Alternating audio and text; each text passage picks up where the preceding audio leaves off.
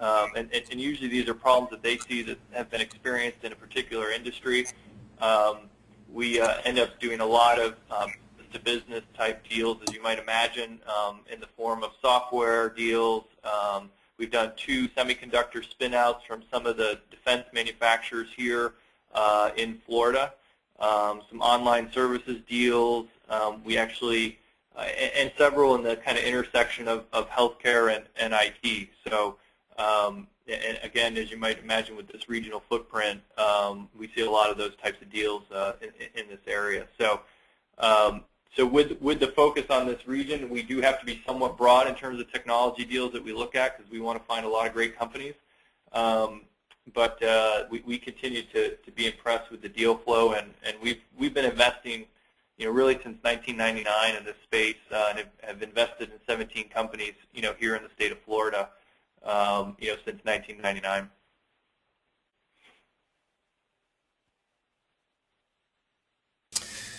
All right, well, let's get going. Looks like most of the people are here, and those that aren't can chime in and join us at their leisure. So everybody meet Travis Vilks. You've got the introduction to Travis via email. Hopefully you got his LinkedIn profile. He's Vice President of Stonehenge Capital. And just shared some exciting news tonight. They've got a growth equity fund that they're closing on, roughly around $40 million to deploy here in Florida, mainly in IT companies. Their sweet spot are companies that are in the $3 million to $10 million run rate in revenue and are profitable or at least breaking even. So as you guys start hitting those types of milestones, he's going to be a great resource for you. So with that, I'm going to share my screen. And Travis, did you want to say anything more about your fund or what your target areas are or when it's going to be ready to start making investments? Yeah, I would just say that we're excited. We haven't publicly announced it to the market, but we did just close on a new fund that really is going to focus on several of the aspects that I just described here the last couple of minutes. It's really a continuation of the same strategy that we've been pursuing since 1999. It's a little bit different in that previously our funds were all under the Stonehenge Capital kind of umbrella. Stonehenge Capital has some other lines of business. If anybody went to our website, it's actually somewhat confusing. So I was just telling Mike earlier that we're literally putting up a new website here to kind of carve it out for folks to make it a little cleaner. But I will add that our typical investment sizes are going to be in kind of the $1 to $5 million range. My guess is that while this $40 million is the first close, the eventual fund size will actually be bigger. But we are actively out today, looking to write checks. So we are active in the market today, looking for new deals. So whenever you hear those rumors that Florida doesn't have any early stage venture capital, we can dispel those right now. It's a good first step, at least. Absolutely. I'm going to share my screen with you, Travis, and you should now have control, and we should be able to see your screen. Okay, great. So I'll go ahead and hit show my screen. Yep. Great. And let me see if everybody can see. Yeah, I can see it. Yeah. Great. I can get rid of this thing. Are you guys seeing the GoToMeeting stuff as well? No. Okay, perfect. Okay, great. Well, I'll go ahead and jump in and get started. You guys should be looking at kind of the cover page, and again, the goal here, I think, as Mike described, was to spend just kind of 20 or 30 minutes talking a little bit about the fundraising process and the investor pitch process, from and for entrepreneurs.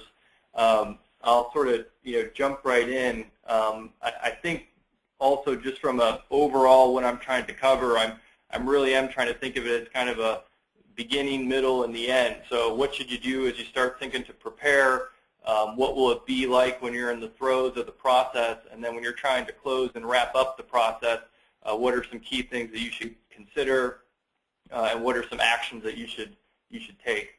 So let's see if I can get this to. So first and foremost, I thought I'd start on a soft note. This is my 6-month-old daughter, Olivia, and I put her up on the screen so that one, you can see that I'm not just a greedy venture capitalist. I do have a family that I care about, and there's more behind the screen than just my picture.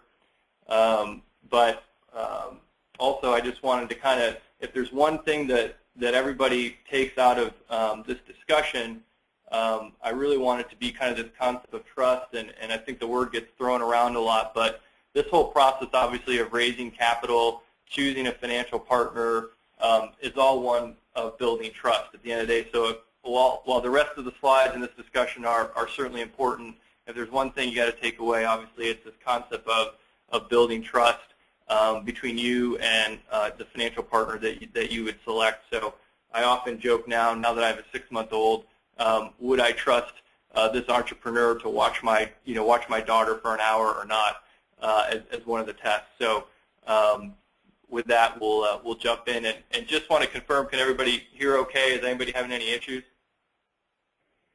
Yeah, good. Yeah. Sounding great, Travis.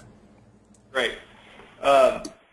So again, I would just comment, before you start, that there are a few things that you really need to think about in this process, and really it's, again, why entrepreneurship, or why do you want to be an entrepreneur? Is it, and you've probably heard hopefully some of these comparisons, or have thought about this to some extent, is it because you want to be king and sort of rule, or queen and rule the world? And if that's the case, there's absolutely nothing wrong with wanting to have a lot of control. I used to joke with my father, who was a long-time chief of psychiatry at a hospital, and he into his 80s, and I would say, why are you still going in? Why are you still working? And while he enjoyed the job, he conceded that the main reason he would still go in is because he just loved running a department, and having control over the team, and being effectively kind of the king of his group, and that was rewarding for him. And so there's nothing wrong with that, but you have to think about whether or not that's important to you, because obviously it affects who you choose as a financial partner. Next, is it more about being rich? Is this all about building this company, selling it, and there are 6 other hosts on the call, and trying to move on to your next skill? Finally, is it about trying to change the world? I think for a lot of entrepreneurs it is, and that's a good thing, and I think that's important. Again, is it aligned with the potential investors that you partner with? And for some folks, I think it could be a combination of all 3 of the things that I just listed, but you also need to know, kind of how your investors are looking at it. So there's just this concept of whether or not venture capital is right for my business. And while I get excited to work with passionate entrepreneurs, and I get excited about the premise of things that can change industries or change the world, at the end of the day, I also obviously have to provide a return to the investors in our fund. So we have to understand how we're going to get a return, how we're going to get our money back, what the time frame of that's going to be, and we want to make sure that all entrepreneurs understand that, because frankly, not all entrepreneurs are a good match for that model. And so you have to make sure that obviously that your goals are aligned with the goals of the investor, and also that you take the time to do your due diligence to learn that this group could be a good partner, and that's whether that's a angel investor or an institutional investor like Stonehenge Growth Equity Partners. So to me at this point, I would just comment, if you've kind of taken some time to think about that, you sort of start to think about embarking on this journey. And if you're doing that, you really should be kind of asking yourself a few different questions. What tools do I need for this process? How do I find investors? How do I pitch these investors? And then at the end of the day, how do I select investors? And I think, if you kind of start thinking about the toolkit that you could use when you're out on the fundraising trail, if you will, there's sort of these categories of things that you should have and things that I think you must have. I would recommend, having sort of that list of items that I've shown at the top in terms of having your two-pager together, a full plan, an investment deck, a financial model, and something to track your process, obviously, of looking to raise capital and sort of a CRM tool, if you will, whether that's just an Excel spreadsheet or something more robust. I did put financial model question mark.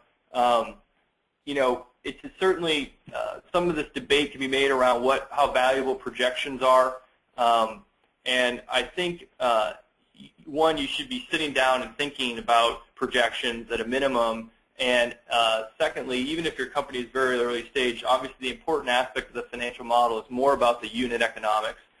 What is the revenue model? What is the business model? How do you think costs are going to scale, et cetera? That shows that you've taken time and thought about this.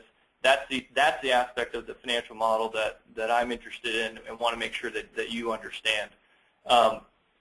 With that said, all of those things are things you should have. Obviously, there's sort of the more intangibles of courage and this concept of pleasant persistence, patience, passion, self-awareness.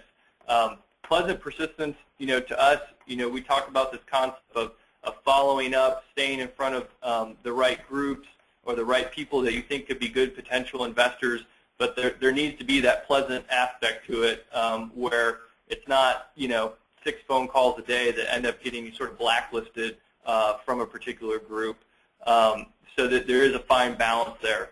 But I do think the persistence is important. I can tell you there are deals that we have eventually done where we tracked them over time and threw away the business plan 8 to 10 times, and yet eventually did the deal. So there is an aspect to it where that pleasant persistence can pay off. So I think it always ends up taking you longer than you would expect, but I apologize if this is popping up on everybody's screen. So I think that the patience aspect is key, and the passion to be able to get people energized around your idea obviously is very important as well. The last one, self-awareness, I just put on there because we do have a lot of entrepreneurs that come in to our offices or that we meet with that just lack sort of that sense of understanding what their own strengths and weaknesses are, who their audience is, that ends up making it very difficult to envision how this entrepreneur could truly build a successful enterprise. So these are all things I would just recommend as as part of the toolkit. Next is sort of this concept of how do I find investors. I think there's clearly sort of this public versus private route, and then sort of direct versus indirect.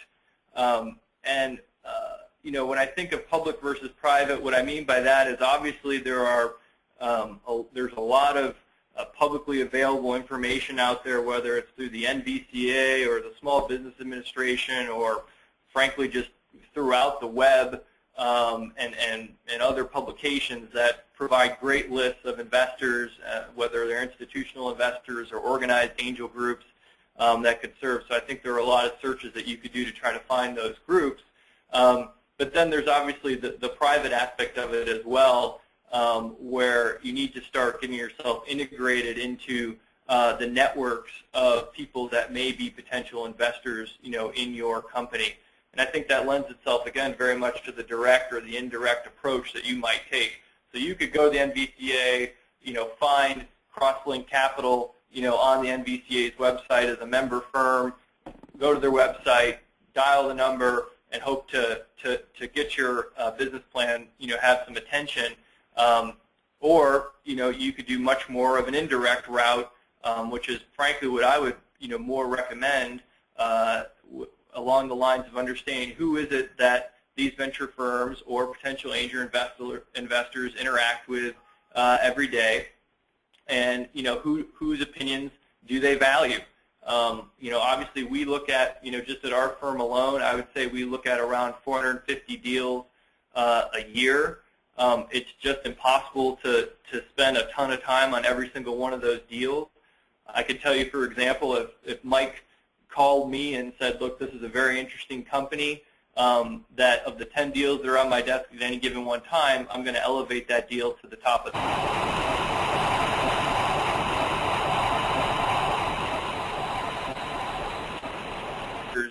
in the region or in the industry that are important. And so I think trying to form relationships with those folks, one, also helps you, sir, to vet your idea and preliminarily before you approach a venture group or angel financing sources, but also allows you to come in as on a referred basis.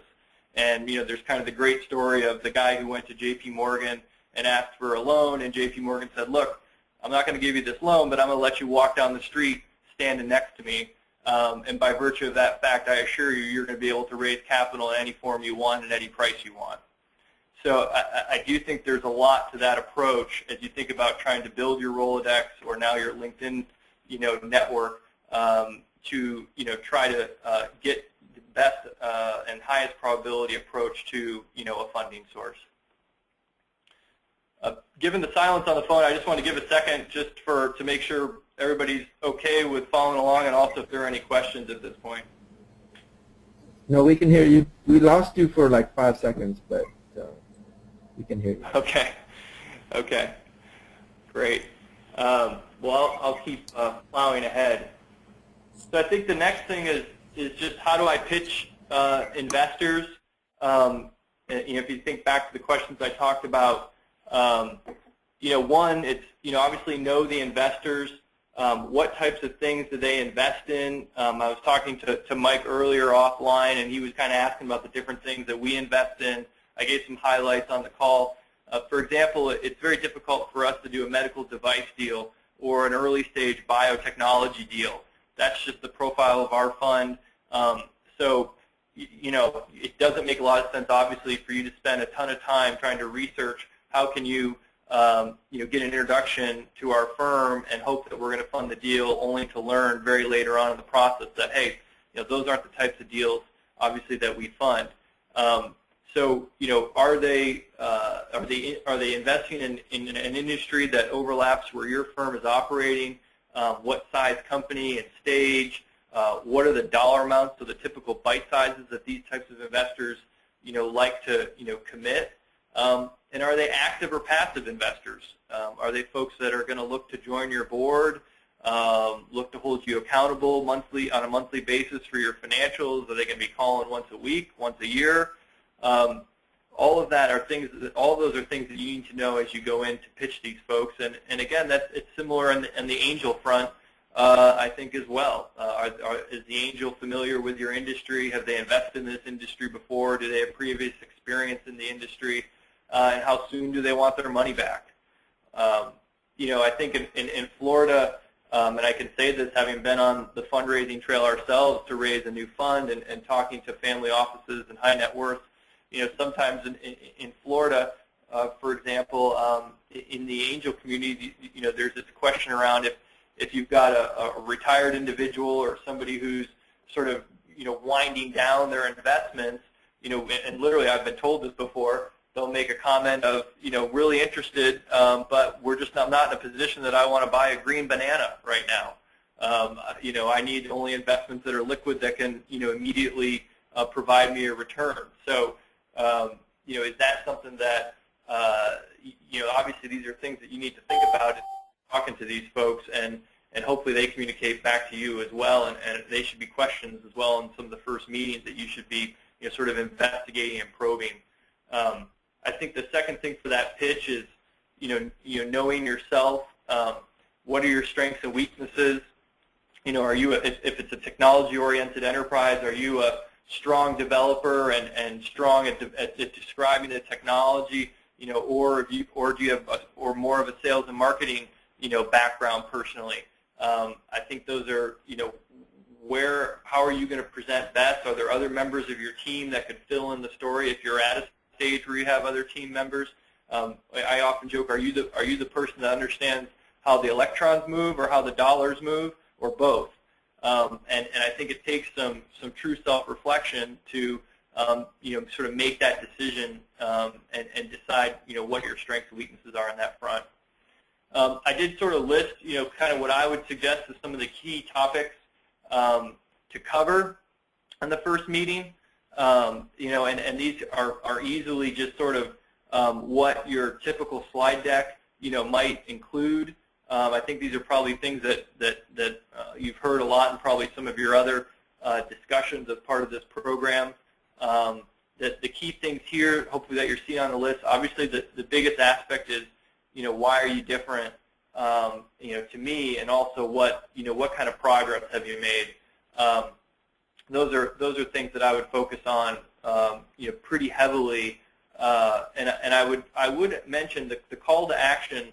I think there's just, there's somewhat of this balance to make sure that, what is the follow-up to the meeting.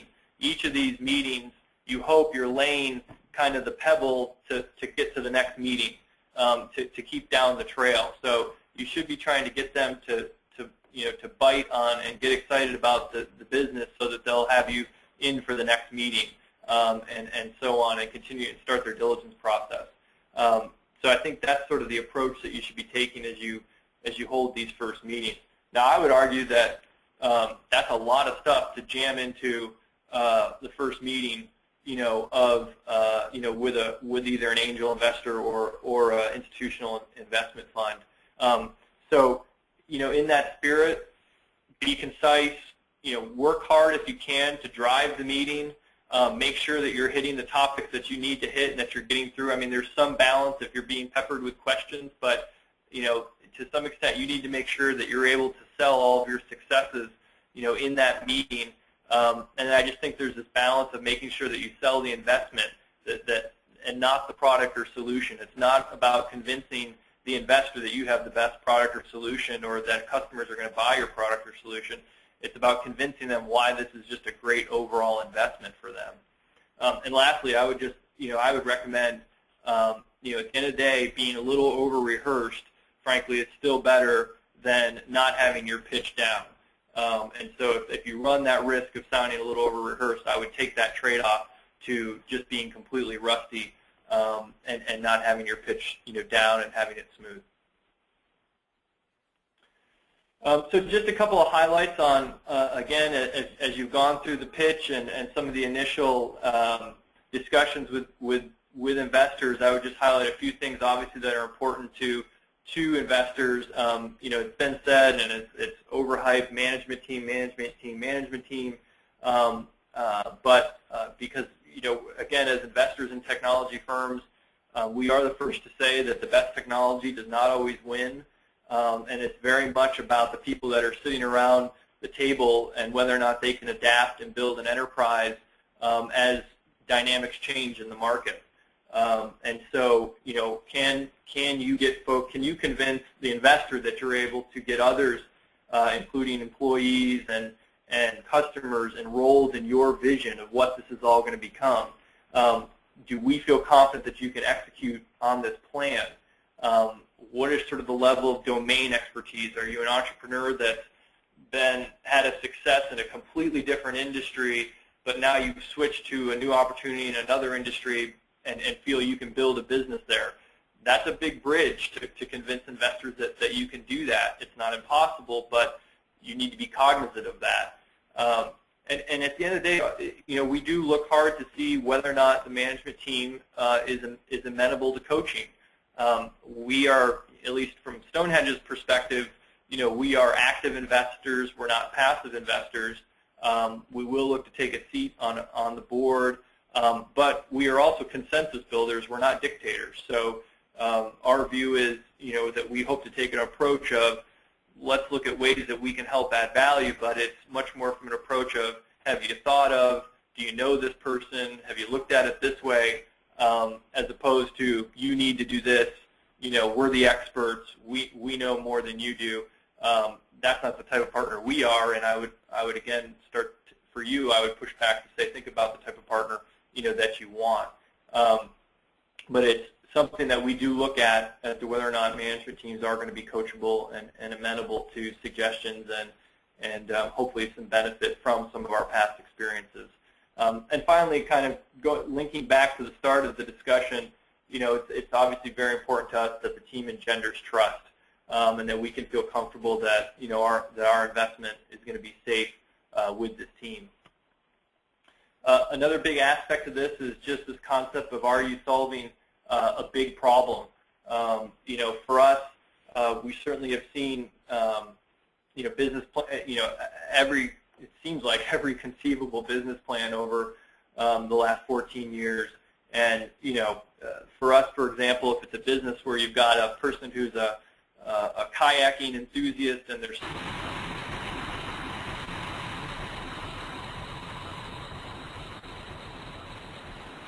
problem for us, and the market's probably not big enough and not something that we can get excited about. So obviously, if you're solving a significant problem, it makes it easier for customers to say yes. It makes it easier for investors to see the value, and it also makes it pretty exciting for future acquirers to see the value. So I would really want to be able to articulate in the pitch how you're solving a big problem and be able to defend how you're solving it and why it's different. Obviously, generating revenue is another exciting milestone to hit, and one that again allows folks to start verifying that the business model and it can actually gain traction. Certainly, milestones are important as well as you're pitching investors. If you don't have revenue today, the key thing to discuss are the milestones then that you've achieved.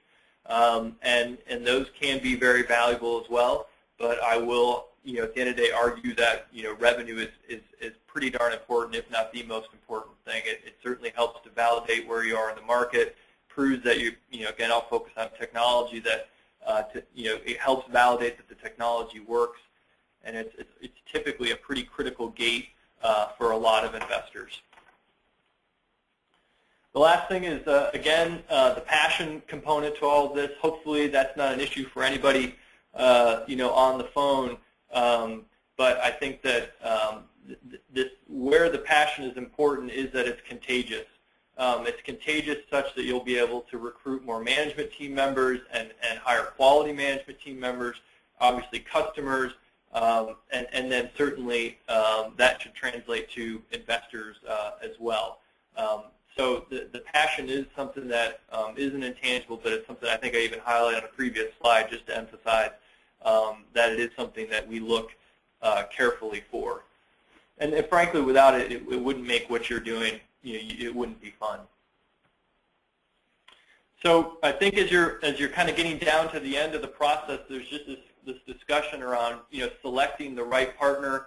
We've touched on it a little bit through this presentation, but beyond just thinking about, is this the right partner, it's what does the future look like? Are they the right person to mate with here over the next 4 to 7 years? How do they view their investments? What does the rest of their portfolio look like? Certainly ask to speak to the CEOs of their existing portfolio companies and try to start getting a sense of not only just how they conduct themselves, but also what their sort of business principles are philosophically and whether or not they align with yours. Are they a group that wants to be very, very aggressive and is going to be pushing you to try to shoot for 50 to 100% growth top line every year? Or are they a group that says, hey, look, if you're in that kind of 15 to 25% range every year, we're happy. We'd rather you pursue that approach. Well, does that align with your philosophy? And then, of course, what else can they bring to the table? Can they be a trusted advisor, and are they somebody that has experience with a lot of companies at your size and stage and potentially industry? Firms, at the institutional level and certainly in angel funds, there's direct things that they can bring, like customers and board members and management team and other capital But there's also indirect things that they bring, like pattern recognition, that, if we are fortunate enough that we've funded, 30 companies over the last 14 years, odds are, we've seen a lot of the same situations that your company is likely to get in the next 4 to 7 years. Some of those are great situations. Some of them are more challenging situations. And hopefully we can help, navigate, through some of those together. This is an actual slide, out of kind of our internal, Stonehenge's internal deck. And again, truly our goal and our mantra internally is that we want to become the trusted advisor to the entrepreneur. We hope that we're the person that, if a problem arises, you're comfortable calling us and asking for honest feedback, 2 weeks, 3 weeks, 4 weeks, or at the time the problem arises, prior to the board meeting, as opposed to learning about it when we walk in for the board meeting. And so those are all important aspects to us, and again, just links back to kind of the trust component that I discussed at the top of the call. Finally, just kind of getting down to negotiating the deal. I think, as you might imagine, the negotiation sort of starts really, frankly, when you first get introduced to the investor. Impressions are being made. It's starting to become clear what the priorities of the investor are pretty early on. It's clear where you are from a stage perspective and how much capital you need, how important that capital is. Do you need it today? Do you need it, a year from now? And also, how you conduct yourself in the negotiation around striking the deal with the investor obviously is also part of the due diligence. And understanding, if this is how you're negotiating with us, is this also how you would work with employees, other potential shareholders, potential acquirers, and customers? So how you conduct yourself, in addition to the actual terms you get, I would argue are equally important. I would just say from a couple quick highlights on structuring. Typically in earlier seed stage deals, we're going to see deals that are either common stock deals, or convertible debt deals. As many of you may know, the convertible debt structure, which allows for there sort of to not be in an immediate agreement today on valuation, and we'll issue debt that has some payback terms, but also converts typically at some discount to a future round. I would encourage you again to, as you're through this negotiation process, to just kind of think of the big picture, kind of quote unquote see the whole board, and think about what really matters to you. Is it just all about dilution and valuation?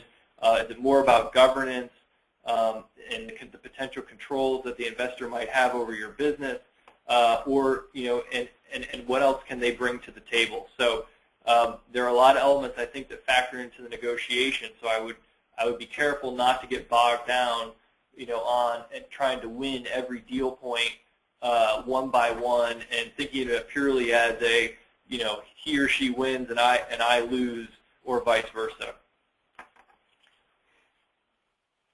So just, again, keeping it at a high level, I would just say that, once you've struck the deal, you've now got these investors that have, written you with hopefully a sizable check, and now that they're in, what can you expect? And I think you've got to realize that investors they've now become insiders, and hopefully the trust is continuing to be built up where, you are comfortable communicating with them all of the successes and challenges that the company faces. As you might imagine, the investors are going to want a lot more information. They're going to want, they may want a board seat. Certainly we would require a board seat. And there may be a lot of governance rights that come along with it, as you might imagine. So the ability to sell the company, would require their permission, or the ability to engage in a significant capital expenditure above a certain level might require their permission. These are also, while this is later on in the slide deck, and it's kind of now that they're in, what do you expect? Obviously, these are also things that you should be discussing, when you're in the negotiation process and kind of the get to know you or dating process, if you will. So, and again, I think as I've described, the thing that I think investors want most is, again, this trusted relationship, which I think is probably the same thing that you would want. And of course, that trusted relationship and building this business hopefully, becomes successful, financially for everybody, and that's obviously a priority. But the trusted relationship, I think, is what creates the highest probability, for that outcome. So that's really what I wanted to cover today, and I want to make sure to leave plenty of time for questions, and glad to get into more specifics. Kind of intentionally kept it high level, just not knowing necessarily where the group is on some of these different topics, but hopefully that's helpful, and glad to answer any questions. Oh, Travis, that was excellent. Thank you. And before I start unmuting people, they're all muted until I unmute them. Otherwise, we have 10 people trying to ask questions at the same time. So I get the chance to ask the first question. And actually, what I'd like you to do is just give them a little bit of advice, because in my experience over the last 20 years of not only raising capital, but also investing in early stage companies, one of the biggest mistakes that I see young entrepreneurs make, or first-time entrepreneurs make, is they completely screw up their cap table. They start giving out stock options to friends and relatives. They take a little money here and there, and then you come in, and the thing is a complete disaster. And so I think you hopefully will give them a little bit of advice on how not to screw up their whole capitalization structure before they start to see you. Yeah. I could. I think. As we look at deals and criteria, what you might imagine we do is we have to force rank deals, and if we're going to do 2 to 4 deals a year, we've got to pick what we think are the best out of the 450 that we review. When you have a situation where you've got a complicated capital structure that makes it so there are a lot of parties that kind of have a say and have rights, it becomes very difficult for us to spend time on that deal. And so it becomes, frankly, deprioritized in our stack, just because we can't take the time to say, okay, let's sit down and sort through this cap table. How can we restructure the table, or restructure the investment, or restrike the deal, or all the side deals that have been made, so that we make sure everybody's still happy and no lawsuits ensue. We just very rarely will we take the time to focus on that. So I would absolutely recommend that you try to keep everything as simple as possible, for as long as possible. Yeah, so just a little bit of advice for everybody on the phone here. Heed that really well. In one of my first deals, we had done so many different complicated rounds and convertible debt and a number of different investment groups, that when we really needed capital, basically the investor said, do a 10-for-1 reverse stock split, cram everyone down, get the structure like this, and then if you get that done, come back and talk to us. Otherwise, like Travis said, we don't have time. We can't waste any time on this. And it was very painful. It took about 3-4 months to get all the investors to do a reverse stock split and do a cram down so we could get the new money. So just want you to heed that advice in advance, not to get yourself into that position. It would make it very difficult for you to raise capital. So with that, I'm going to cue Jesse. After Jesse, I'm going to cue Sushi, and after Sushi, I'm going to cue John Montalone. So Jesse, you are on. Hey Travis, this is Jesse. I had a question about not so much the investment, but the decision to try to take investment. And I'd be curious for your 2 cents of kind of the pros and cons of talking to somebody like you versus trying to bootstrap and do it on your own. Yeah, I think either way it would make sense. I don't think it's self-serving to say this. I think either way it would make sense to try to have, certainly to have a conversation. That way you can, you can start to get, one, just whether it results in feedback on the plan or additional introductions that can be made. I certainly think it makes sense to go out and have exploratory discussions. You don't want to waste people's time by any means, but if you're genuinely somebody that's sort of on the fence and thinking about this, and you have a business that could be interesting to either angel investors or venture capital investors, I think it makes sense to try to reach out to those folks to at least have preliminary discussions. If you think about, how do you internally decide whether or not to bootstrap or not, it's a question of resources to some extent. I think, one, what is the business model? How quickly are you trying to accelerate? We lost you there, Travis. Hear me okay? Now we can. Okay. I assure you I haven't done anything different the entire time. So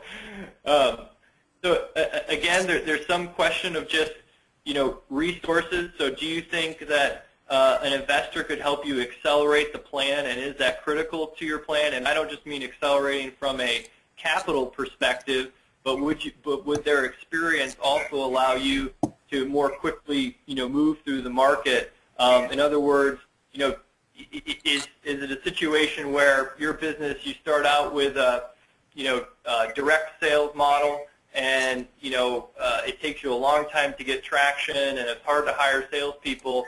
But if you had spent time with an investor who might have experience in the space, and they might have recommended or seen a successful indirect sales model, would you have been able to get there much more quickly and possibly benefit from that wisdom? Maybe.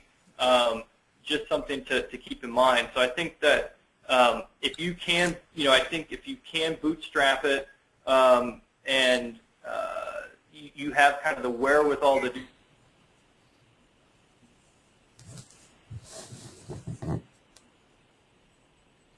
We faded out. There we go. I would still be exploring conversations with potential investors along the way and sort of parallel. Yep. And let me just do one quick follow-up, and I think it's kind of embedded in my first question.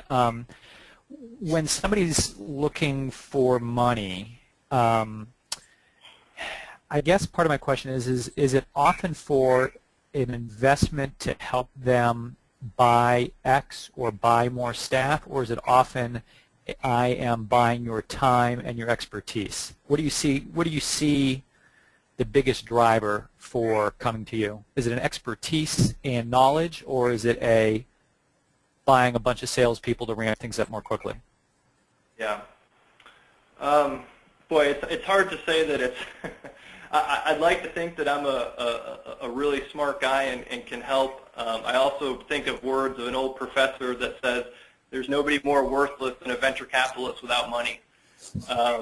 So I think it's probably a balance of both, but the capital is clearly important. Otherwise, it would just sort of be a consulting, assignment. Or so I think you got to have both. When people are coming to us, I think it's for both. Okay, thank you, Jesse. And I'm going to cue Sushi here, who's logged on as me. All right, Sushi, you're on. Oh, I am logged on as you? I didn't know that. Okay. Travis, I want to, there's one quick question and then one question about single founders and team. Have you heard of Wave and the Wave Accelerator? I'd love to hook you up with the Wave Accelerator because we have a lot of companies coming through there. Yes. Yeah, we have heard of Wave. We actually, believe it or not, wrote a letter of support when they were looking to get funded and started. Oh, okay. So we are familiar with the accelerator. Have spent a little bit of time with some of the companies. For example, Kite Desk, I know, is in the Wave Accelerator. So with it, but we need to spend more time with it. Oh, okay. All right. So the other question is, you talk about team. Now, the Founder Institute has a lot of single founders. So I know you prefer a team, but so how do you deal with that? And I guess if it's a single founder, and if you do you help them find a team? Yeah, I would say two things to that front. One, I think if we were meeting with a single founder, what type of confidence does that founder give us that he or she has the ability to build a team around them? And that confidence can be exhibited either one from the historic demonstration, from a historical ability that they've done it, or that the plant, or there could be potential team members that you could reference in a discussion, or even the profile of what certain team members are that you're looking for to add to the team. If that can be effectively communicated, that can start to get us more interested. It also allows us to start our brains working on who do we know in the market. Oh, you cut out. Particularly if you're a single, you're the sole management team member, that can also result in sort of organic discussions that go toward, boy, this is a really interesting concept. We know of John Smith, who recently or is kind of itchy, and he's working at a large technology firm, but is looking to do something and maybe make an angel investment. Maybe your opportunity is a little early for us today, but let us make an introduction for you to John Smith, and maybe he does or maybe he doesn't get interested. But those are the types of organic discussions that can kind of occur, and relationships that can start to form, even with kind of a single founder or a single individual involved in the organization when we first speak with them. Okay, but does seeing a single founder turn you away? Well, given that we, when we invest, companies are at kind of, between 3 and 10 million in revenue, we don't see a lot of single founder companies at that stage. It's just very difficult. We certainly, I think it would be a challenge for us if it, it'd be impressive, but if at that level you've still got somebody who's just a single founder and no other management team members, there obviously is this aspect of what happens if something happens to that individual, and that would be very hard for us to defend to our limited partners as to why we were willing to take that risk. Okay. All right. Thank you. Okay, thank you, Sushi. I'm going to cue John Montalone. John, are you with us? You are self-muted, John. You'll need to unmute yourself.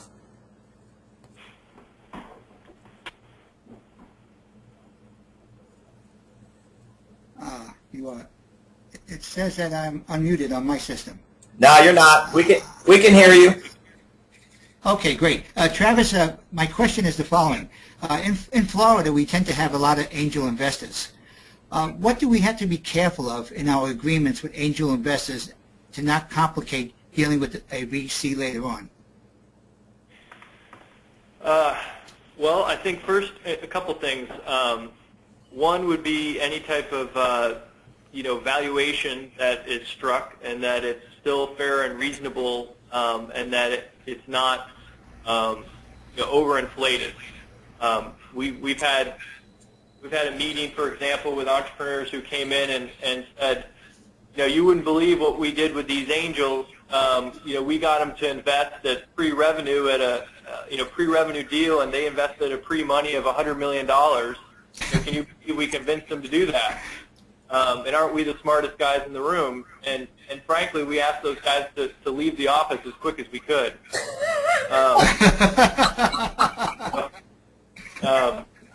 And so I think that, we talked a little bit earlier about trying to keep things simple. I would be sure that there aren't any special rights or anything that these investors can do to block any future rounds. And also, obviously, I would even at this stage, I would advise you to get counsel. And I know it's hard to spend a lot of resources on that. I think there are great model documents, whether that's at the NVCA or other angel-related sites. And again, typically, if you're working with folks that are reputable, you can do reference checks on, and you're going to be striking an agreement that's in the fairway that doesn't give a group like ours heartburn when we come to try to make the next follow-on round. And a follow-up question: how often do you invest in companies that already have angel investors? I would say very often. As I think about the portfolio, there were probably legacy angel investors in a half to 2/3 of the portfolio. Okay, thank you. Yep. Okay, I'm going to unmute all and just open it up to the floor for anyone else who has any questions here. Hopefully it won't get too crazy. Travis, this is Sushi. I have another question. Sure. Have you had any exits? Absolutely. Let me make a comment on exits. And by the way, I'm probably sensitive to this. As I mentioned, we just raised a new fund, so as you might imagine, as part of that process, we have to defend our investment style, strategy, and whether or not it's been successful in the past. So hopefully I can discuss exits a little bit. And you really, and I think it's a great question that you asked, though, because, and particularly if it's asked in the correct way, it gives you a sense of what are the different successes that a firm has had. But you also want to, I would argue that you also want to ask about some deals that have gone sour in their portfolio and learn kind of how they handle themselves. So we have had some exits. A fun one to describe is a company called Authentic. They're out of Melbourne, Florida. Yeah. They were a spin-out from Harris Corporation. We invested in their Series A round. The company eventually went public, I believe, in 2008, and then sold to Apple this last year. And then you went to the Bahamas. Yeah, I wish. Questions for Travis? You're not going to have a better opportunity to ask questions of a guy who invests in early stage deals. Now's the time to get him on the table. Okay, so the follow-up. I'm sorry, go ahead. No, go ahead. I've already had two questions. You go ahead. Okay, no problem. I'm sure we'll have time. Travis, just can you walk us through the process from beginning to end about how long would it take to either know that we're not a good fit or that we are, and kind of how that process works? Sure. Sorry, I had my head down there to hear it was low on my phone. So I think from a process perspective, one, we would try to, some of it depends on how the deal is introduced to us. But if we're seeing, if somebody sends us a plan and it's somebody we know that's referring us, we're usually going to try to get back to the entrepreneur, first of all, within 1 day or 2 days, just to acknowledge that we've got it, we're reviewing it. And then from there, I would estimate that, we would, if we're interested, you would know within a week, typically, as to whether or not we want to have a meeting and move forward or not. And so some of that depends on where we're at in our deal cycle, and so it's not maybe perfect to that number, but we're going to let you know, within a week as to whether or not we want to, at least have a first meeting. And then after that first meeting, again, for better or for worse, at any of these stages, it could lead to a no. And we work hard, I think, to try to, if it is going to be a no, to try to get you that feedback early. Try to be, very upfront about why it's not a fit, and if there's any way that we can help refer you to somebody else that may be a better potential fit, or give you feedback that might help you, raise capital with other folks. We're gonna work to try to do that.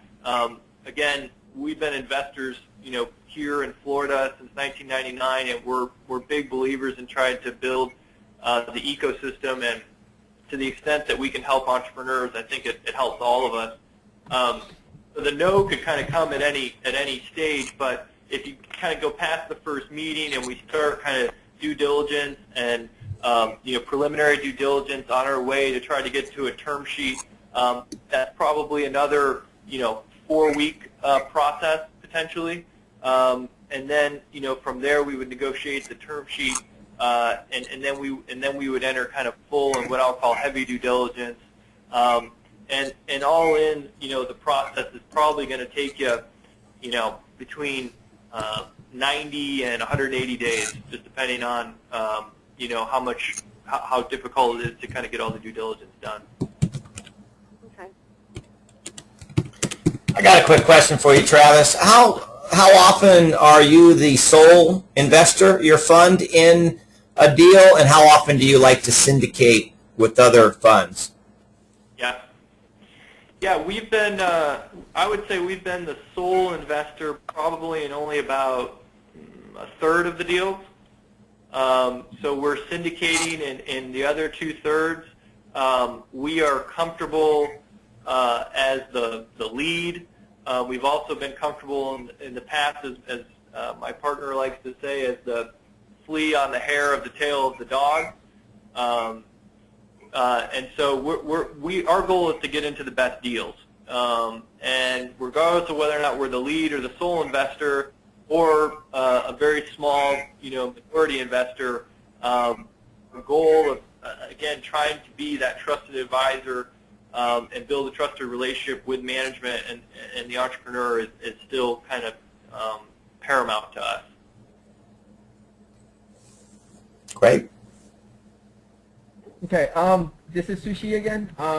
With regards to your exits and failures, can you, I'd like to kind of dig into your frame of thought on what you learned from that.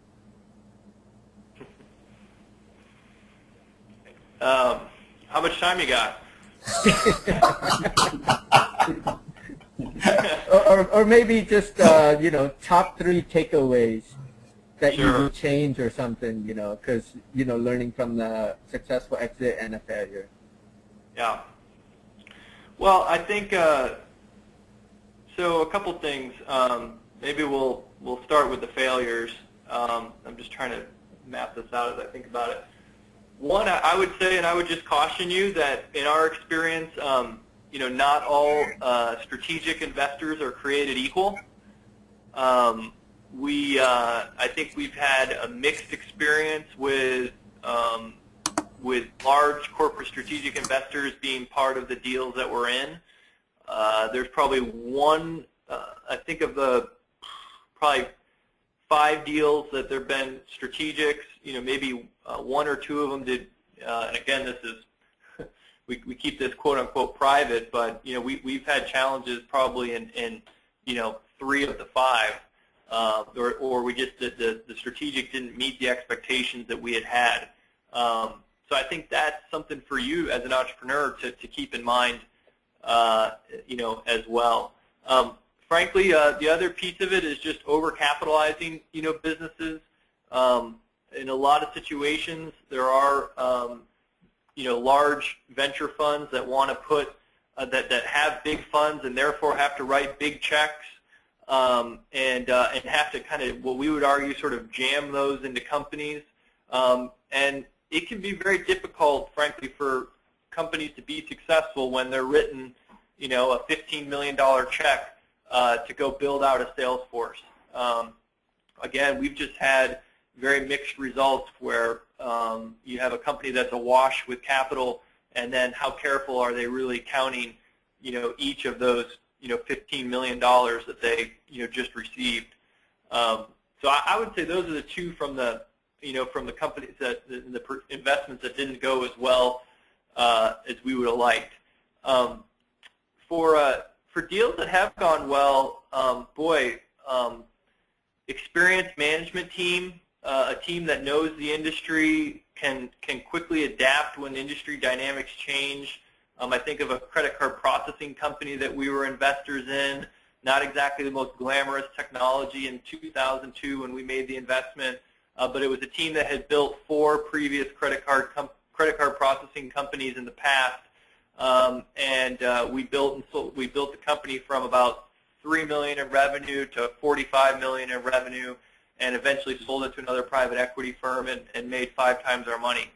And that was, again, much, all attributed to the team and the fact that they understood the industry. They were able to perceive the changes, and also they had to tweak the business model, halfway through the deal. So that was a big part of the success that I would say was, kind of a key takeaway. And the last is, from a takeaways that I'll say from a success standpoint is, we are big believers in that companies reach inflection points.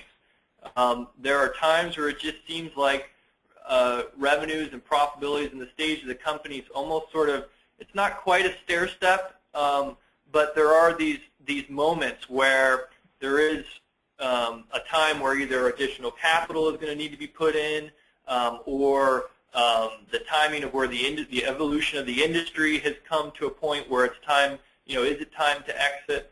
And I think where we've been able to collaborate with management and say, boy, we both are seeing the same thing in the market, or in order to continue this growth trajectory, we're going to have to pursue an acquisition strategy as opposed to the organic growth that we've been able to achieve thus far. Well, is that really a risk profile that together we want to take?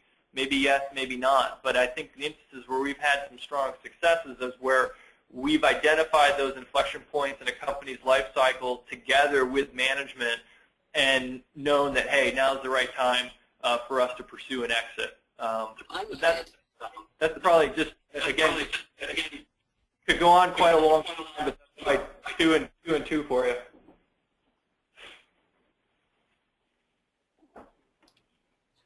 Okay, thank you. Hey Travis, this is Jesse again. Do you have any suggestions or advice for somebody that wants to get into the VC world without going through an MBA program? Sure. I would say two routes to that. Certainly you see folks, and some of this depends on your time frame, Jesse. I mean, certainly you can see successful entrepreneurs that build a company, have a successful outcome, and can make that transition to become professional investors as well. That's not for everybody, but I have certainly seen that path. A lot of funds pride themselves on having operators or previous operators as either partners in their funds or part of the team. So that's certainly one, and granted that's not a path to get you there in 6 months, but that's certainly one way if you don't go down the, kind of the get your, study finance and get your MBA and that path. The other path I think I've seen work as well, and this, it's hard. Sometimes you have to differentiate between venture and private equity. We do see occasionally situations where people excel at as employees or operators at the portfolio company level of venture capital firms themselves. And so if you, for example, if you said, Travis, boy, I looked at your portfolio and I'm really interested in that company, Alinea, and maybe long-term I'm really more interested in working in the venture space, but I think I could, really help them out with, building their customer base, looking at potential acquisition opportunities, and driving them to an exit. Is there an opportunity to be an employee there for a while and then, potentially use those skills to transition to more focused professional investing? I have seen that path as well.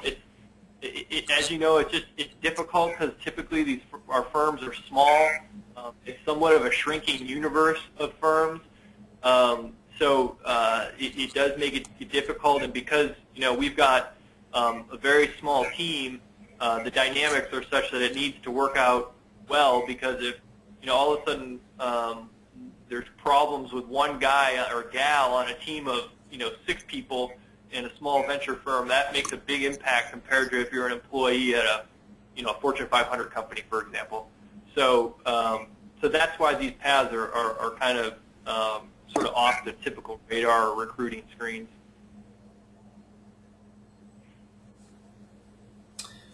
Okay, any other questions before we start the one-minute pitches? Hey Travis, this is Jeff Zaba. I had a question for you. At what point is it appropriate to begin establishing a relationship with a firm, knowing that maybe you're not quite ready, you haven't quite reached that $3 million revenue goal, or maybe you're like, a lot of us are in very early stages of our companies or aspiring entrepreneurs. At what point is it okay to create those relationships? Yeah, I think if handled in the correct way, Jeff, and I'm sure you would, I would say as early as you're ready is my advice. And I think, some folks may say, well, look, you only get one chance to make a first impression, but I would argue that the ability for you to, if you can say, get referred to somebody in the investment community, and so that, an attorney that we work with a lot says, hey, you should spend some time with Jeff. He's still very early, but I think he's got a really interesting company, a really interesting idea. He knows he's early. He's not going to waste your time. We're interested in those type of meetings. We want to visit with entrepreneurs early on, as long as expectations are set properly, that we don't want to waste your time either. If you're looking for a check, in the next, 2 weeks, given the stage that you're at, that's probably going to be pretty tough. But if we can visit with you, learn about what kind of some of your milestones and objectives are for the next, 6 to 12 months, and then get to track you, and you can, again, in a pleasantly persistent manner, give us updates and let us know, how your company is progressing. That's very appealing to us. And we hope that we would try to help, frankly, help you along the way if there's any way that we could. And so whether that's, this angel might be, an interesting angel to talk to, or, one of our portfolio companies is kind of in this space, maybe you should visit with them, or maybe there's a customer we can think of, those type of things. We are more than willing to do that, again, as long as it's handled in an appropriate way where, once I start getting the, email every day from the same entrepreneur, then it starts to be kind of tough. But handled in a respectful manner, and I would encourage you to start thinking about how to develop those relationships early on.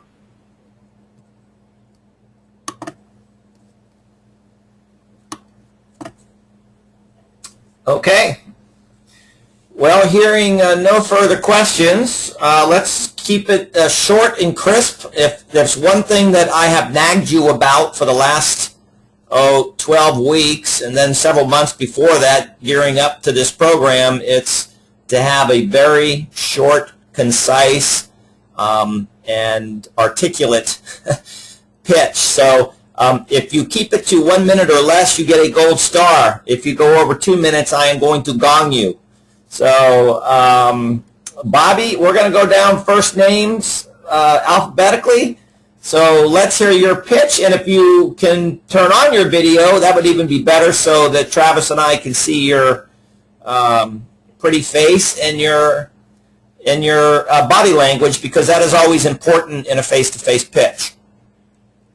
Okay. All right, video is on. Hi, Travis. And I've got my phone up so you can hear me better, okay? Perfect.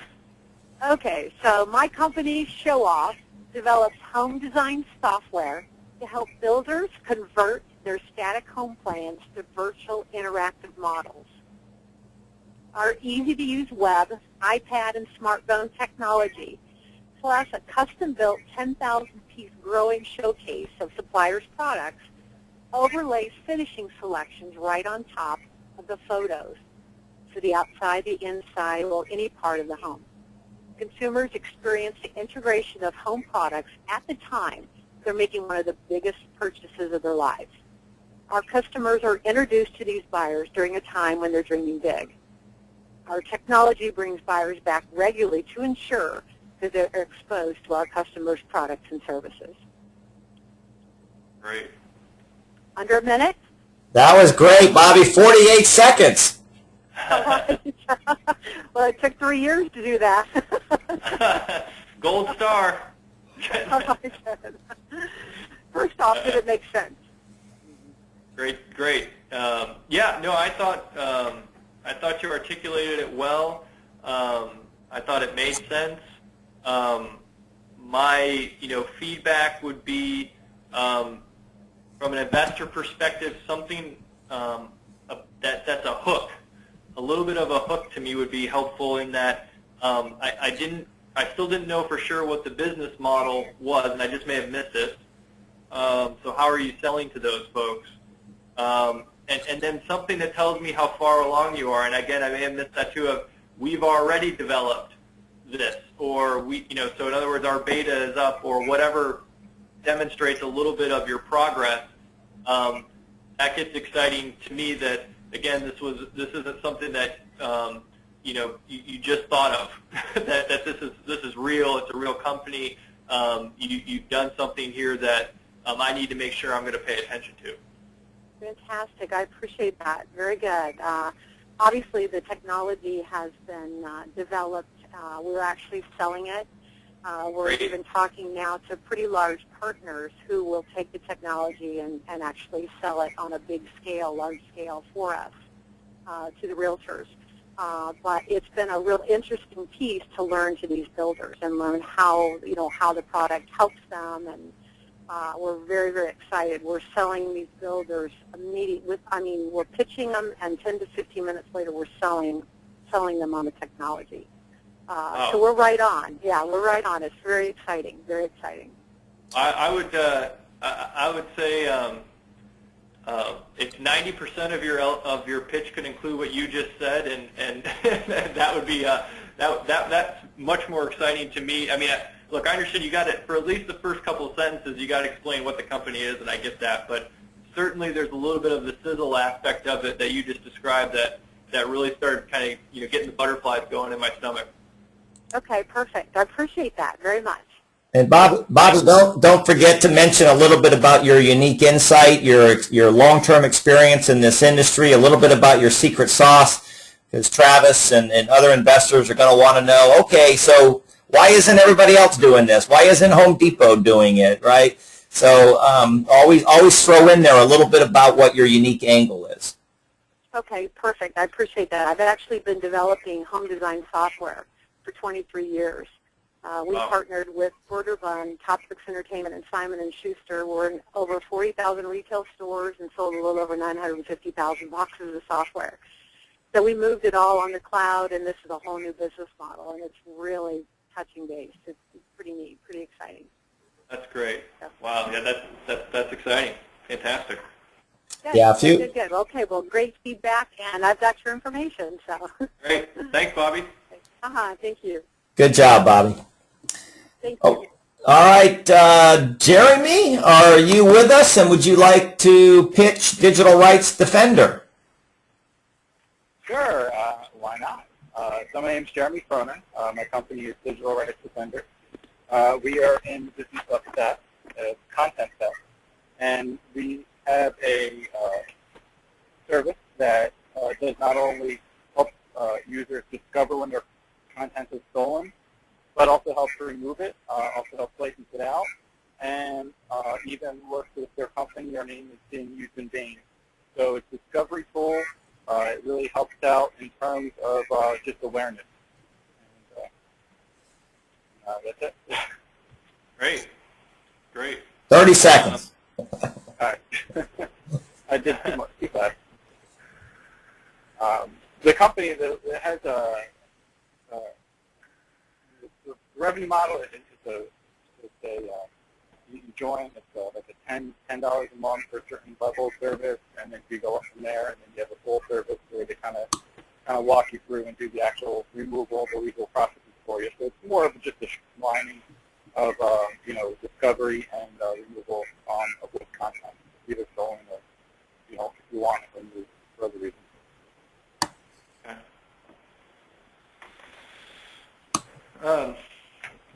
And is this purely focused on consumers, Jeremy? This is focused on consumers and small business. So, I was actually looking just to do, and I haven't even ran this by anybody. I've gotten some suggestions on, right now it's more on finding when people have, say, they have a blog and somebody has stolen large quantities of their blog and they're using it, and the discovery tool will say, hey, look, somebody's stolen your content, or e-book publishers, but somebody else, it's been recommended to say, hey, maybe you should do this for like reputation. Since you have this discovery tool where you can find stolen pictures, stolen posts, stolen blogs, why don't you see if somebody's name is being used in a negative way and try to get a way to bury it and remove it off the different servers. So it's like I say, it's a discovery tool, but like I said, I'm still working out which features I should try to push on it. Yeah. So it's very, very, early stage. Yeah. Yeah, I think that aspect at the top of your description of more on defining the problem and almost in a plain spoken way, that you've got a solution for that problem, is what what would be a little clearer to me. I like the space. I think it's interesting. The scalability at $10 a month starts to per person starts to make me a little bit nervous, because you got to sign a lot of folks up to get a really big business. But that's for another discussion. And then I don't know if there's any stickiness to this. That you might include that in the discussion, that sort of that there because it's a digital rights component to it, that people are going to that there's a reason why they're not going to drop the service, and there's a stickiness to once they sign up. Yeah. Jeremy, getting back to the problem solution, starting with something like there are 30 million bloggers in the U.S. alone, and a significant portion of them wake up and find that their content that they're blogging about is being cut and pasted and republished all over the internet, is a big problem for them, and costs them their creative works. It costs them attribution. It costs them the advertising money from eyeballs. It costs them an SEO in Google rankings when their content shows up higher on someone else's site because it's been stolen in their own site. So really frame the problem and then talk about why digital rights defenders uniquely positioned to get people to sign up at $10 a month to solve that problem. That's a good point. I appreciate the feedback. Yep. Thanks, Jeremy. Thank you. Okay. I believe Jeff and Jesse are not ready to pitch. John, let me unmute you, because you always have lots of feedback on your phone for some reason. So I'm unmuting you, John. Did you want to pitch one of your ventures? I think you were working on 2 of them the last time we chatted. John, are you there? No, John. Okay, Sushi? I'm here now. Oh, okay. You're unmuted. You can hear me. Great. Travis and Mike and others, the company we're starting is called Naptime Startups. It's providing a holistic service to empower the growing number of stay-at-home moms to launch startups. Our service is comprehensive, from testing product concepts to business plan development support to crowdfunding. Our goal is to launch thousands of home-based companies each year.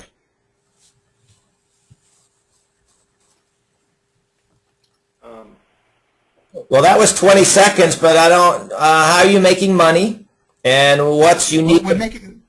Go ahead. Sure. What's unique, where we're making money is on the services. It's a monthly service fee. There's also services that funds that we're charging advertisers and those individuals like lawyers and accountants and support personnel that want to have classified ads on the site. And we're also going to be doing crowdfunding because I really believe that moms support moms. You see it in the blog world, and I think it will also happen in the financial world.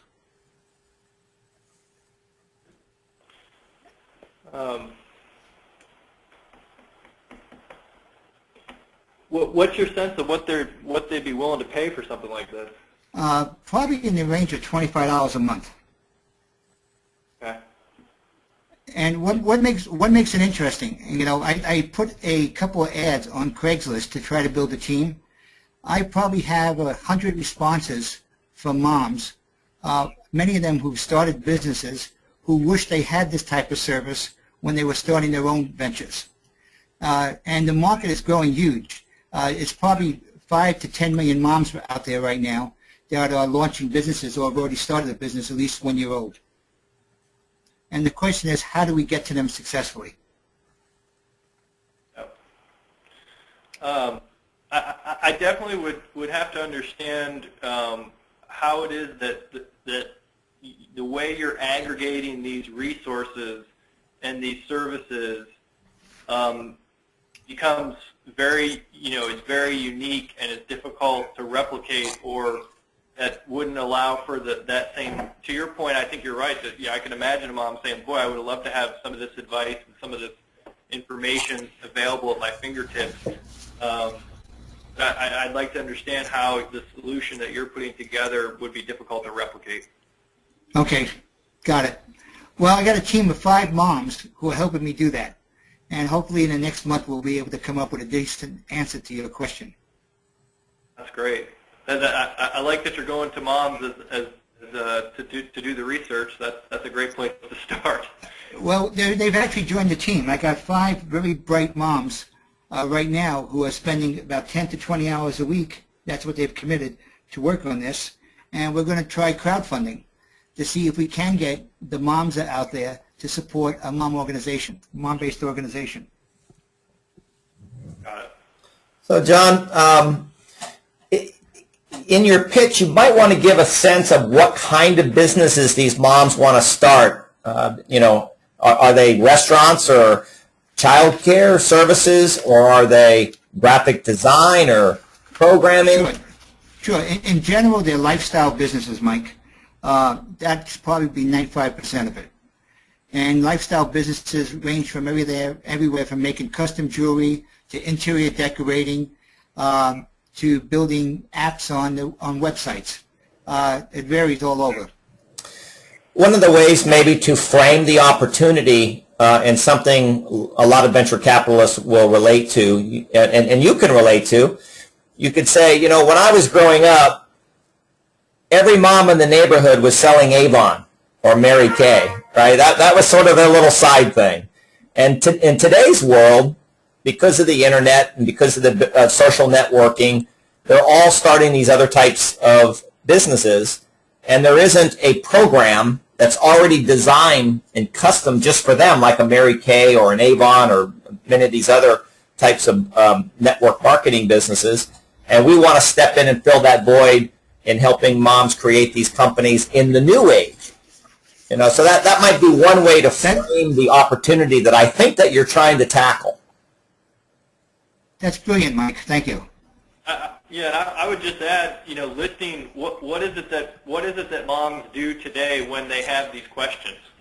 Is it that they ask other moms? Are there local resources, a small business development center, or are they doing Google searches, or what are they doing today that is clearly unsatisfactory? Yeah, the problem out there today is you have a whole slew of inspiration sites, motivational sites for moms, but no one is offering a block and tackle guide on how to do it. And that's what we're trying to put together. Got it. So the average mom is going to get what off their $25 every month? Is it just a list of stuff on how to write a business plan or how to hire people? Sure. There's a few different areas. One area is what we call assessment. We have assessments insofar as the aptitude to be an entrepreneur. What does it really take?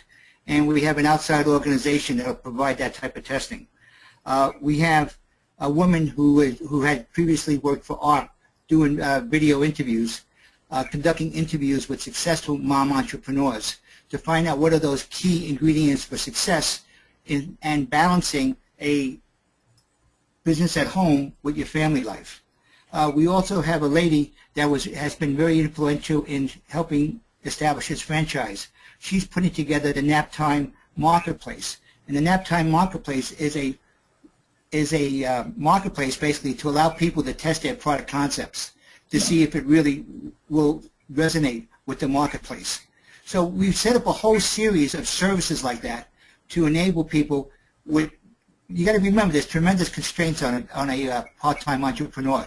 They probably have 10 to 20 hours a week to launch their company. So what we're trying to do is provide a holistic services where they can go from A to Z and really determine if they have a successful product concept and business.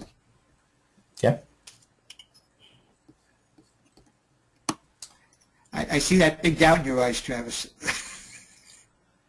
Well, no, actually, I was trying to think about the challenges that you might have, and one of the things I would worry about in this type of business would be a race to the bottom. And what I mean by that is that I would worry that a large, anybody who's currently providing sort of an affinity site for moms or a publication might say, well, hey, why don't I, ask Pottery Barn to support a section of my website where they do, they can run ads, and then I offer these services, and 80% of the resources you just described, for free to the mom, and just pursue a completely different model. And I'm not saying you couldn't work around that, but I was just frankly trying to think of the implications of something like that happening. Sure. Yeah, to me, the one I worry about more than anything else are the people who are involved in the wedding planning business, like Martha Stewart and the Knot. Right. Because what they're focusing is on transitional periods in people's lives, especially women. So to me, we would be a great acquisition target to them if we do our job well initially, because they already have the customer base, the evolving customer base that will need this type of service. Yeah, service, and I would say the content. Yeah. How good is the content? Yep. So you've got lots of sites like iVillage and iMom, and there's tons of sites out there for moms that provide a little bit, they sort of touch on the home-based business thing. You're going to have to come up with something that's special that these sites can't offer, and whether that be content or some of these assessment things that are more accurate that they can't get on iMoms or iVillage or any of those other sites. So, think about what your secret sauce is going to be, what the main draw is going to be that none of these other sites can readily duplicate. Yep. Good. Thank you. Thank you. Sushi, did you want to go?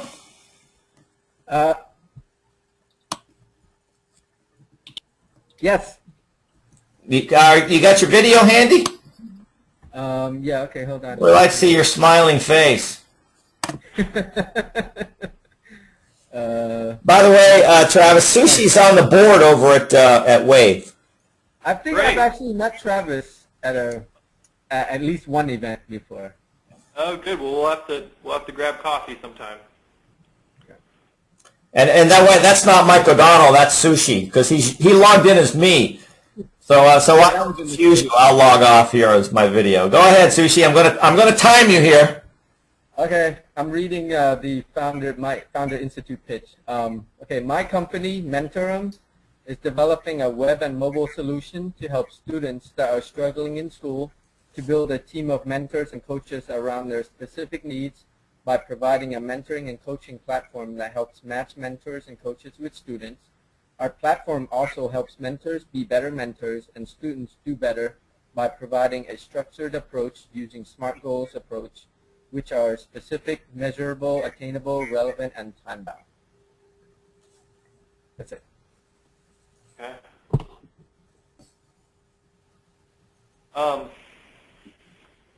I think, well, some of the, I mean, good description of the business. I think some of the previous comments might resonate here a little bit on,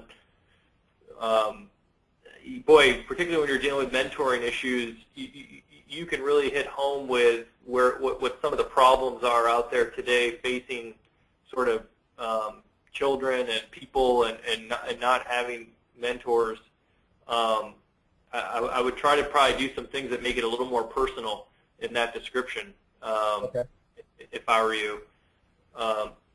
Also, I would just comment that, you know, anytime I hear platform, I want to know how, anytime I hear something about a multi-sided platform where you've got to get two sets of people, two constituencies to sign up, you automatically kind of face that chicken or the egg a lot of times component to it, and just I immediately just want to know how you're going to solve that issue, and that I'm sure you've got a plan, but that I will just tell you that's the thing that jumps into my head as soon as I hear platform. Okay.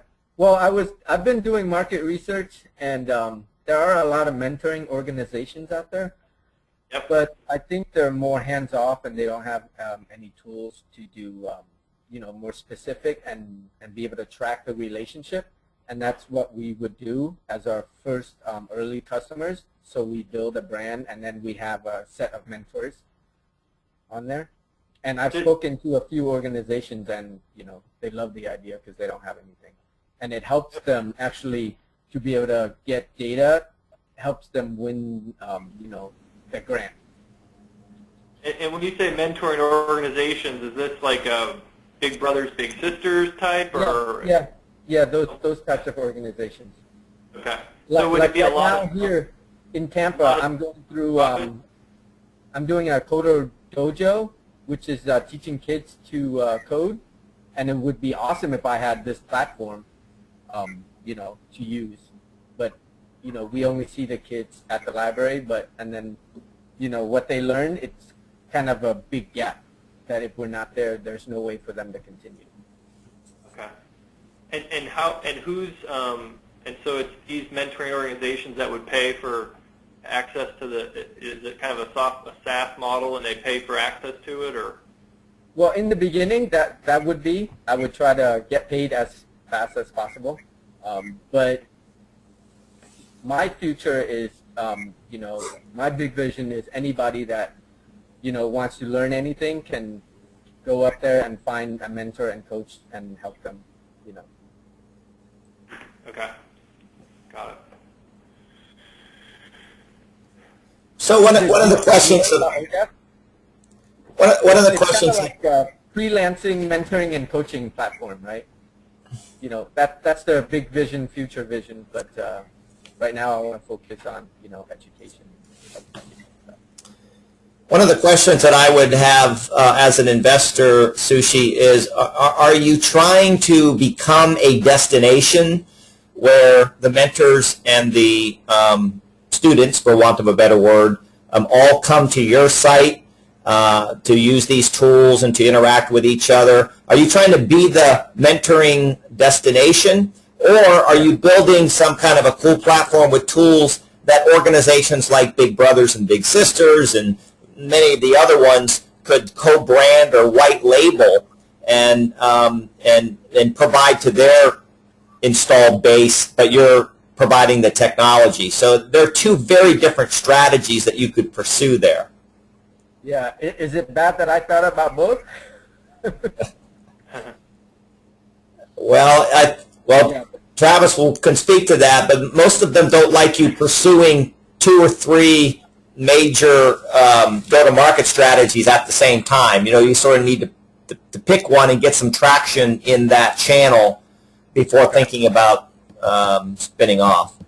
Yeah, and I think so. Focus is pretty important, and frankly, I think it's coming through in your pitch. In that it's hard for me. So if I were to, when you stopped your pitch, if we got off the phone and Mike said, so tell me what you think, you know, Sushi said his company does, you know, frankly, I'd have a hard time describing it.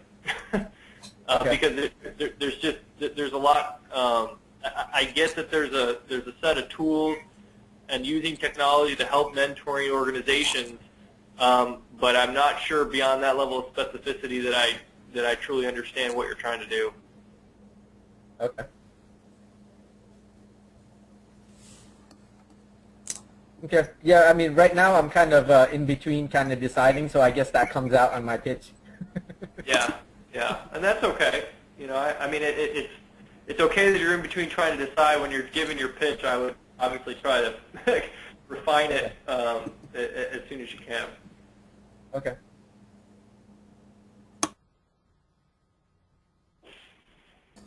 Okay, well, I think that's the last. So that's it for me. Thank you, Sushi. I think that's the last of the group that wanted to pitch to Travis. Was there anyone else that I missed? Yeah, Mike, if you got a second, I'd like to do a quick pitch. Jeremy, Jesse, yes. And do you have video? Do you have video? I should. Let's see. It always helps to see your smiling, enthusiastic face. All right, I'm gonna log off and should have got on. Hold on, I gotta get my timer out here. Go for it, Jesse. You ready, Mike? Go. So my company called Matters This Much is developing an online giving website to help schools or any nonprofits raise money, where the secret sauce is that the fundraiser agrees to a dare. And if enough money is raised for their cause, then they will do that dare for their donors. I think it solves two problems. One is that as a donor, I'm bored with people walking around a lap, and you want me to pay for that. And from a fundraiser, I think it solves the problem of making fundraising easier. Schools typically have big processes of going around and having lots of products that they're going to sell door to door.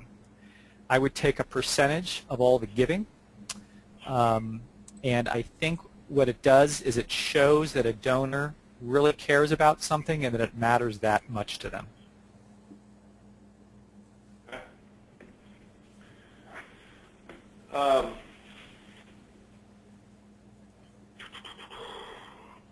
Let me throw in one or two. Go ahead. Oh, no.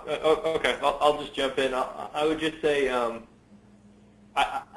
your timing's interesting. I've been getting a lot of the emails of, hey, I'm John Smith, and I'm getting ready. I've been getting ready to shave my head. You know, will you click here and give to my website to support me in this embarrassing act or whatever? And so I have been getting a lot of those lately. I think that certainly that. So two things. One, how far along you are would be helpful if that was articulated in the message. I thought overall you articulated the concept very well. It was clear. It was concise. What I guess the easy thing to worry about is there are just a ton of fundraising platforms out there, and I think you know that. You know, the angle of making it a dare, how, again, there's sort of this replicability issue of is it difficult for another site to incorporate that in? Now, you know, I think of, to your point, the people who walk laps or do 40-mile, you know, runs, how hard will it be for them to extend that into doing it as a dare? I don't know. I don't think it'll be very hard. Agreed. And those are some of the challenges that I'm looking at. Yeah, it's so my impression, Jesse, is it's a fun idea. It's a twist on something that lots of people are already doing. I just don't know how defensible it is, or how scalable it is. I think it could be easily replicated. Mm-hmm. So it's really hard to protect. You're just coming at a problem in a slightly different way, but not one in a way that every other fundraising organization can't quickly add to their repertoire. Mm-hmm. You know, like I got for example, today I got 3 emails from people who have been arrested, and they've been arrested by the Muscular Dystrophy Association, or and they're in jail, and I got to send them $50, and a lot of all their other friends have got to send them $50 or $100, and they got to raise $5,000 or some sum of money to get out. And it's not hard then to add a twist of a dare to that as well. So you really got to think hard. Remember, you got to have some unique twist, insight, IP, other than just it's just another way for them to raise money, and it's using a dare instead of a gimmick. Mm-hmm.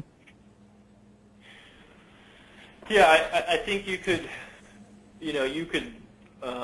whether that's the business model, if these organizations are used to paying now in a certain, in a certain format, and somehow you go in and innovate that somehow, if it's a certain segment of the market that has been hard for the other donors or donor platforms to access or offer a solution to, if there's something about whether it's DARE related or not,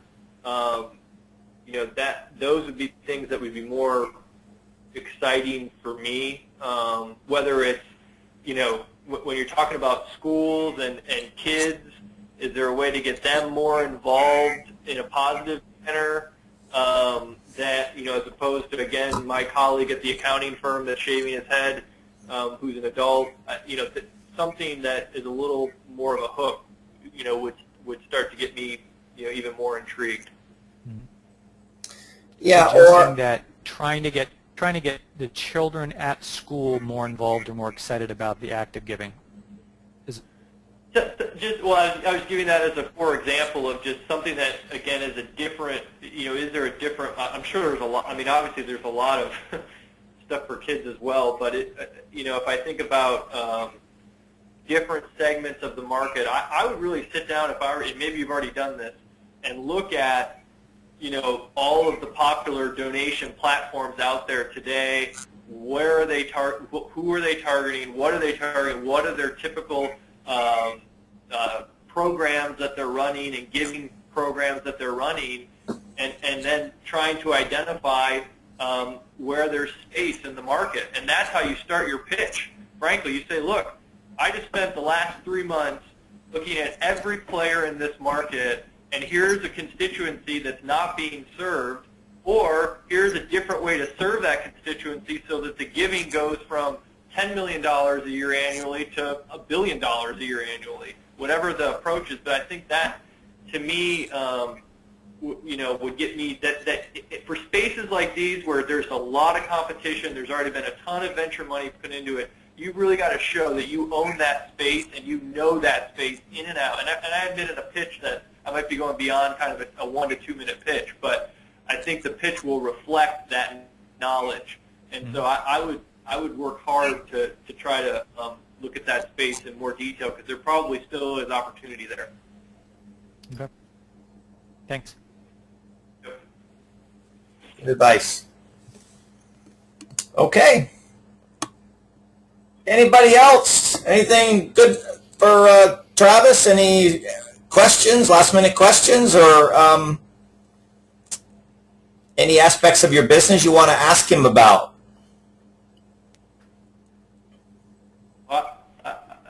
I would just make one quick final comment to everybody on the line. This was a lot of fun, first of all, and I just, I appreciate all the hard work that you guys are doing. It's obviously easy for me to give opinions and advice, but you guys have to do the hard part, and that's where the blood, sweat, and tears come, and that's why it's exciting to work with you guys. So, thanks for inviting me and having me, Mike, and it was a lot of fun, and your effort, it's easier said than done, so to speak, and I certainly understand that. Mike, this is John. Can I ask one last question? Yes, sir. Go right ahead. Yeah.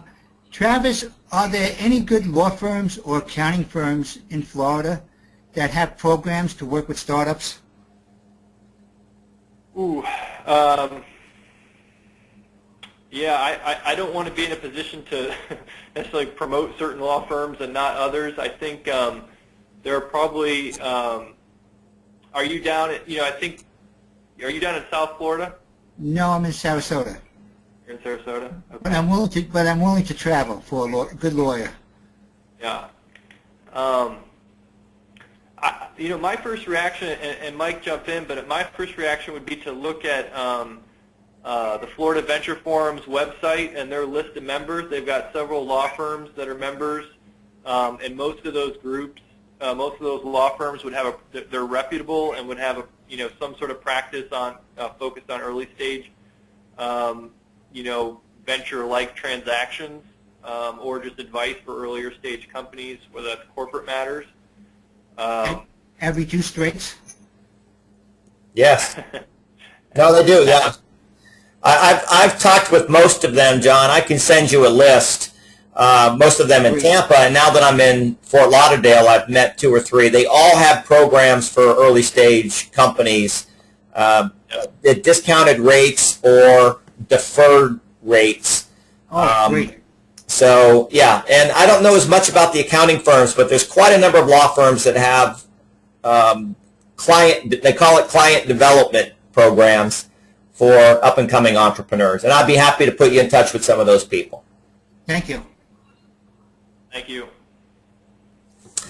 Okay, guys, well, thanks for joining the session tonight, and a big thank you to Travis for a great presentation.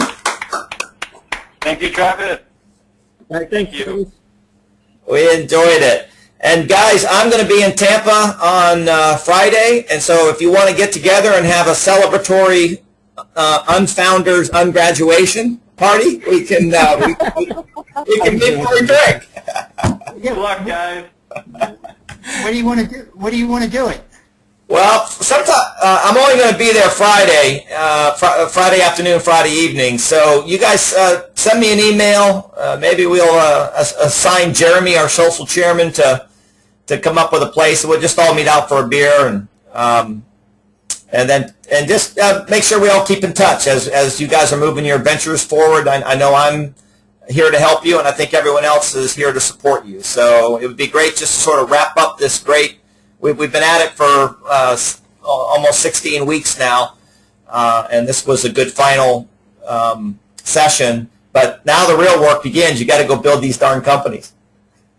Hey, Mike, I just want to thank you for the mental and physical effort you put into this. It's been significant, and I think it's been a big payoff for all of us. So thank you. My pleasure. Yeah, thank you, Mike. It's huge. Yeah, Mike, thank you. My pleasure. Thank you so much. Thank you so much.